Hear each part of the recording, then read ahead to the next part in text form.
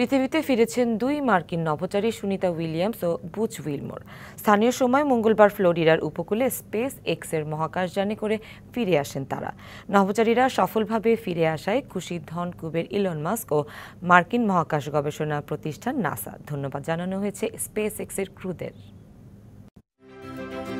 গেল বছর জুনে মাত্র ৮ দিনের জন্য বিমান প্রস্তুতকারী মার্কিন কোম্পানি বোয়িংয়ের তৈরি নভোযান স্টারলাইনারে চেপে মহাকাশ স্টেশনে গিয়েছিলেন সুনিতা উইলিয়ামস ও বুচ উইলমোর। তবে তাদের বহনকারী মহাকাশযানে কিছু ত্রুটি ধরা পড়লে আটকে পড়েন তারা। তারপর কেবল অপেক্ষা ৮ দিনের সফর গড়ায় ৯ মাসে। কয়েকবার চেষ্টা করেও তাদের পৃথিবীতে ফেরাতে ব্যর্থ হয় নাসা। ২৮৬ দিন পর নিরাপদে তাদের ফিরিয়ে আনা হয়। ধনকুবের ইলন মাস্কের সংস্থা স্পেস এক্সের মহাকাশযানে ফ্লোরিডার সমুদ্রে অবতরণ করলে দীর্ঘ অপেক্ষার অবসান ঘটে। একই বাহনে ফিরেছেন নাসার নিক হগ ও রুশ নভোচারী আলেকজান্ডার গোরবুনভ। জীবনের সব আয়োজন এখানে একসাথে।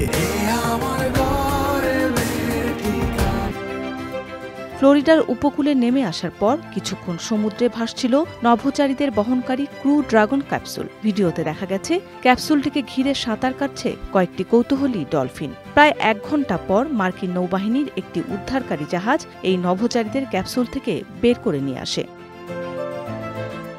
মহাকাশ থেকে পৃথিবী পর্যন্ত সুনিতাদের এই প্রত্যাবর্তন নিরাপদে হয়েছে বলে জানিয়েছে নাসা।